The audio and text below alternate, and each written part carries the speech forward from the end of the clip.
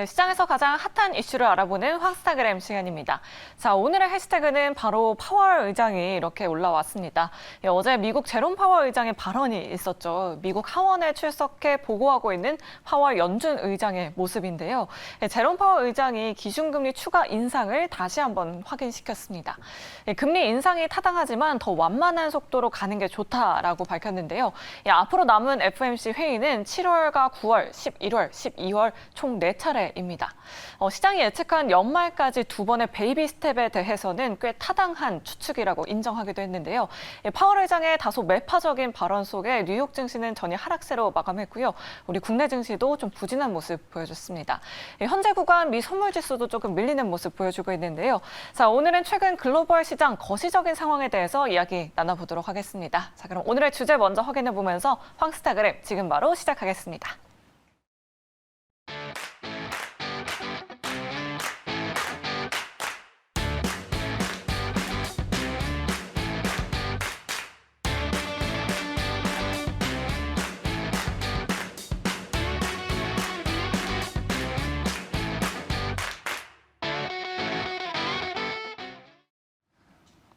네, 급변하는 시장을 진단하고 그에 따른 대응 전략을 세워보는 시간이죠. 황스타그램 시간입니다. 자, 6월 시장도 마무리가 이제 거의 되고 있죠. 2분기가 이제 끝난다라고 볼 수가 있는데, 자, 3분기 시장 앞두고 6월 빅 이벤트였던 FOMC 이후의 시장이 어떤 방향으로 이제 흘러가는지 좀 진단을 해보고요. 또 우리가 밀접한 관계가 있는 중국이 또 금리를 인하를 하면서 경기 부양에 나서고 있다라고 합니다. 자, 중국 경제 방향성에 대해서도 종합적으로 한번 이야기 나눠보도록 하죠. 현대차증권 리서치센터의 이재선 연구위원 자리해 주셨습니다. 안녕하세요. 네, 안녕하세요. 네, 오랜만에 뵙습니다. 네, 오랜만이네요. 자, 6월 FOMC 회의에서 금리가 동결됐잖아요. 그리고 네. 일주일이 지났는데 어떻게 보셨어요? 이거 뭐 근데 동결은 누구나 다 예상을 했던 시나리오였고. 그렇죠. 예. 일단 점도표의 중앙값이 시장이 예상했던 것보다 조금 매파적으로 반영이 됐다라고 보시면 될 것 네네네. 같고요. 뭐 뉴스에서도 많이 접했듯이 결론적으로 연내 금리 인하 가능성은 없다. 왜냐? 경기가 너무 좋아서 네네. 라고 좀 한 줄로 요약을 할 수가 있을 것 같아요. 점도표 같은 경우를 보면은 저희가 이제 3월달, 6월달, 9월달, 12월달 이제 분기마다 발표가 되는데 저희가 3월달에는 이제 2023년도 기준금리 중앙값이 대략적으로 한 4.1%였다면 5.1%였다면 이번에 이제 발표된 중앙값 같은 경우를 보자면 5.5%로 사실 이제 연내 이제 금리 인상 가능성이 적어도 한 번 내지는 두 번 이상이 열려 있다라고 좀 해석이 될 수가 있을 것 같고요. 동시에 저희가 경제 성장률이라든지 물가 목표치가 또 공개가 되는데 뭐 물가 목표치는 여전히 2%를 강조를 하고 있는 상황이고 경제 성장률은 반면에 사실 너무 좋기 때문에 사실 이제 저희가 금리 인하 가능성을 조금 내포하지는 않고 있는 것 같아요. 경제 성장률 같은 경우를 보자면 지금 1.0%로 상향 조정이 됐고 실업률 같은 경우도 보자면요 4.5%에서 4.1%로 하향 조정이 된 상황입니다. 미국의 경기 상황으로는 지금 굉장히 괜찮은 상황이다라고 받아들여야겠네요. 네, 금리가 이 정도로 인상했으면은 경기가 이제 점차 둔화되는 그렇겠죠. 이제 시그널이 나타나야 되는데 네네. 아직까지 시장이 예상했던 것보다 좀 속도가 많이 더디다라고 좀 해석을 할 수가 있을 것 같고요. 그렇기 때문에 연준 위원들도 계속해서 뭐 청문회라든지 내지는 그 발언을 통해서 굉장히 긴축적으로 이제 조금 움직이고 있는 상황입니다. 뭐 앞서 언급을 해주셨다시피 파월 의장도 사실 이번에 하원 청문회에서 여전히 2%에 대한 물가 목표를 강조를 하면서 저희가 연내 금리 인하는 당장은 없고 오히려 한 차례 내지는 추가적으로 금리 인상 가능성이 여전히 열려 있다라고 얘기를 하고 있는데요. 다만 이제 저는 조금 구별해서 봐야 될 것 같은 게 일단 채권 시장이라든지 주식 시장이 반영하고 있는 생각 자체가 지금은 좀 많이 다른 상황이에요. 채권 시장 같은 경우를 보자면은 파월 의장이라든지 내지는 점도표를 그대로 받아들여서 사실 연내에 뭐 적어도 한 차례 금리 인상 가능성을 지금 내포를 하고 있긴 하지만요.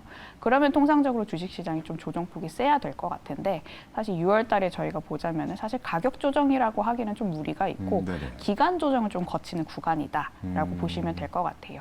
워낙 이제 매수의 강도 심리가 세게 붙었기 때문에 5월 달에 과매수 영역권에 진입을 했기 때문에 저희가 지금 차익 실현 단계에 있다라고 보시면 될 것 같고요. 네, 그렇게 알겠습니다. 이 코어 PC 이게 그래서 지금 계속 좀 상승하고 있는 모습을 좀 보여요. 여기를 보면은. 근데 이게 좀 물가가 잡히고 있는 게 맞습니까? 저는 참 약간 반신반의해가지고요. 이것도 발표될 거 아니에요. 그렇죠. 네네. 네. 사실 저희가 주로 보는 게 전년 동기 대비 얼마만큼 감소했느냐, 증가했느냐를 보게 되는데 네네.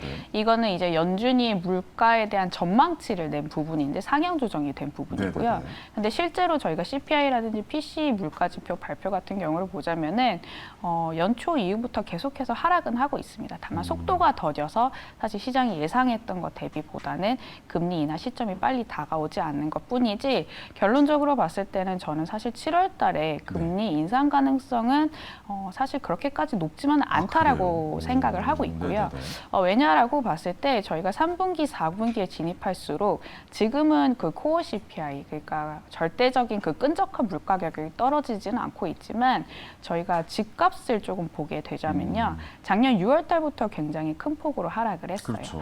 근데 집값 같은 경우를 보자면은 코어 CPI 1년 정도 후행을 하거든요. 그러니까 임대료 부분이 1년 정도 후행을 해서 반영을 하게 되는데 이게 사실 그러면은 7월 달에 발표될 6월 코어 CPI부터 집값에 대한 부분이 좀 많이 빠지게 되면서 아마 끈적한 물가 가격의 절대적인 수준도 낮아지게 될 겁니다. 여기에 덧붙여서 저희들의 은행들이 대출에 대한 그 여건을 굉장히 타이트하게 가져가고 있는 상황이거든요. 네. 아무래도 최근에 뭐 중소형주 은행 이제 파산이라든지 여러 가지를 겪다 보니까 이제 대형 은행들도 사실 이제 신용 부분에 있어서는 조금 조심스러운 입장입니다. 이게 오히려 저는 이제 간접적으로 또 긴축 효과를 나타내고 있다라고 생각이 들고 있고 네네. 이런 거를 종합해서 이제 3, 4분기를 바라봤을 때는 오히려 디스인플레이션이 점진적으로 진행되는 구간이다라고 그렇군요. 생각을 하고 있고요. 파월 의장이 계속해서 긴축적으로 이제 얘기를 하는 이유 중에 하나가 사실 이제 그 연준 위원들의 발언이 시장의 파급 효과가 어마어마합니다. 그래서 조금이라도 여지를 주게 된다라고 했을 때는 오히려 기대 인플레이션을 자극을 해서 사실 금리가 튈 가능성도 배제를 할 수가 없거든요. 이걸 미연에 방지하기 위해서 사실 속마음은 이제 연준도 동결 가능성이 높다라고는 하지만 그냥 이제 대외적으로는 그렇죠. 제 생각에는 네. 긴축적인 스탠스를 좀 더 강화를 하지 않을까 싶기도 합니다. 저 연준 의장이 갑자기 나가서 여러분들 말이 맞아요. 예, 금리 이제 내릴 거예요. 이러는 순간 주식 시장은 이제 네. 완전 난리가 나고 그쵸. 그 반대의 상황도 역시 네. 마찬가지로 절대 안 내릴 겁니다. 지금 더 올릴 거예요. 이러면 또 주식 시장 더 타격이 있고 그렇다 보니까 함부로 쉽게 이야기를 할 수 없다. 그래서 약간 좀 긴장을 약간 슬슬 이제 낮추는 그 구간이다라고 좀 생각이 되어지긴 하거든요. 그렇죠. 하반기는 어떻게 보세요? 그러면 하반기가 저희가 항상 뭐 얘기했던 뭐 경기 침체 이야기가 나올 때도 있었고 막 이런 상황인데 경기 자체는 그렇게 나빠 보이지는 않거든요. 하반기에는 분명히 이 실험 뭐 이런 물가나 이런 게 좀 잡힐 수 있는 그 변곡점이 분명히 있을 거다라고 보고 계십니까? 어떻습니까? 네, 그렇습니다. 그래서 하반기 때는 제 생각에는 계단식 우상향으로 이제 증시도 같은 흐름으로 가는 게 맞다라고 생각이 들고 있고 네네. 저희가 이제 국내 증시를 조금 얘기를 드리자면요. 결정적으로 저희는 수출 증가율에 의해서 상관계수가 가장 높습니다. 코스피의 방향성이요. 네. 근데 우리나라 이제 20일 수출 잠정치가 이제 이번 주에 나왔는데 보시면은 6월 달에 처음으로 이제 플러스 반전을 했거든요. 그러니까 수출 같은 경우도 보자면은 저희가 마이너스 구간에서 이제는 저점을 찍고 점진적으로 올라가는 구간이기 때문에 코스피의 방향성도 계속해서 좋아질 흐름일 가능성이 높다라고 생각이 들고 있고요. 오히려 이제 경기 침체가 이제 나타나는 시그널이 이제 그 실물 경제 지표가 보여지지는 않고 있는 상황이잖아요. 네네. 이러한 구간 내에서 인플레이션이 점진적으로 하락을 한다라고 했을 때 역사적으로 증시 수익률 같은 경우를 보자면 6개월 누적으로 대략적으로 한 13% 정도 올랐었습니다. 그렇기 때문에 저희가 지금 전제 조건으로 지금 가정을 하고 있는 경기 연착륙이 가능하고 인플레이션이 서서히 둔화되는 구간 내에서는 하반기 때는 오히려 매도 요인보다는 매수 요인이 더 많을 것 같다라고 생각이 들고 있고요. 그 종합적으로 좀 말씀을 들어보면은 그 결국에는 금리를 계속해서 동결해 나갈 것이다라고 좀 예상을 하시는 것 같거든요. 그러니까 금리를 한 번 정도 올릴 것 같다라고 이야기하시는 분들도 이제 슬슬 어제 그 대화 내용을 보고 연준 의장의 대화 내용을 보고 이야기하시는 분들 계신 것 같아요. 당장 다음 달은 아닌 것 같다라고 좀 이제 넌지시 알려주신 것 같고 한두 번 정도는 금리 인상이 있을 거라고 보십니까? 아니면 그냥 이렇게 계속 동결로 연말까지 좀 갈 거라고 보십니까? 저는 계속해서 동결 기조를 유지할 거라고 조금 보고 있는 상황이고요. 그렇군요. 약간 네네. 소수 의견이긴 하지만요. 네네네. 뭐 사실 어떻게 될지 몰라요. 이게 CPI라든지 아유, 못 PCE 맞추죠. 지표가 네. 저희가 구간마다 발표되는 수치가 만약에 드라마틱하게 빠진다라고 했을 때는 네. 여기서 이제 채권 시장의 금리 가격도 더 이상 올라가지는 않을 것 같아요. 점차 이제 좀 하방 압력을 이제 받는 흐름이 전개가 될 것 같고, 금리에 대한 부담이 낮아진다라고 했을 때는 저희가 아무래도 물가의 민감도가 낮아지는 측면이기 때문에 네네. 이제는 주식시장이 오롯이 펀디멘탈, 즉 이익에 따라서 조금 많이 움직일 수가 있을 것 같다라고 보시면 될 것 같고요. 우리나라 같은 경우를 보자면은 반도체 영업이익률 추정치가 지금 뭐 5% 내에서 횡보를 하고 있다가 소폭 지금 반등을 하고 있는 상황인데, 네. 이게 수출 증가율이랑 이제 유사한 궤적을 이제 가게 된다라고 감안했을 때는 저희가 이제 반도체 같은 경우는 마진율이 한번 회복 국면에서 올라갈 때 가장 좀 빠르게 올라가는 업종 중에 하나입니다. 그렇기 때문에 하반기 때 메인 업종을 IT로 가져가는 것이 타당하다라고 생각이 들고 있고요. 알겠습니다.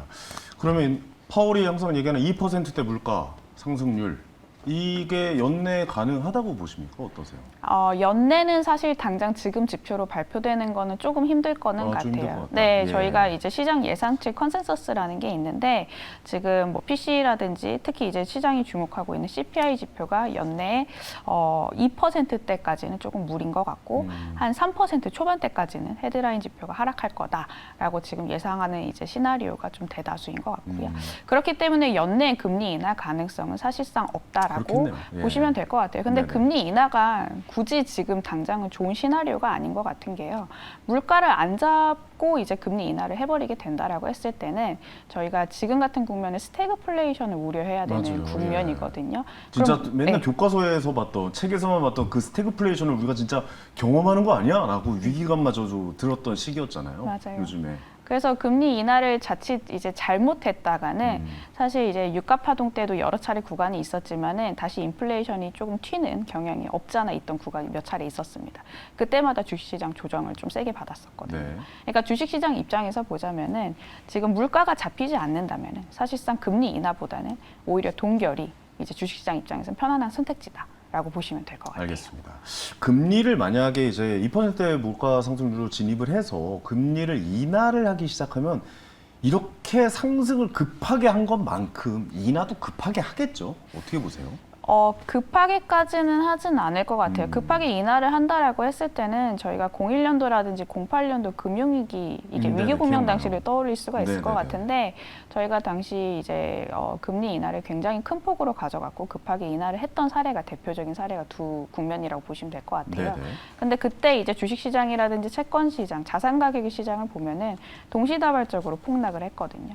그러니까 금리가 이제 굉장히 빠르게 인하가 된다는 거는 시장이 받아들이기에는 경기 펀디멘탈의 어떤 부분이 균열이 일어났고 돈의 유동성이 제대로 돌아가지 않고 있다라고 부정적으로 또 해석을 할 수가 있을 것 같아서, 금리를 인하를 하기 시작을 한다고 해도 연속성은 이제 유지가 되긴 하겠지만 그 인하폭 같은 경우는 그렇게까지 드라마틱하게 발전되지는 않을 것 같아요. 급하게 그렇게 기준금리를 내리지는 않을 것이다 라고 보고 계십니다. 알겠습니다. 자, 이제 중국 얘기 좀 해볼게요. 또 중국 얘기 안 할 수 없잖아요. 중국이 금리를 인하하면서 경기 부양에 이제 나서는 모습입니다.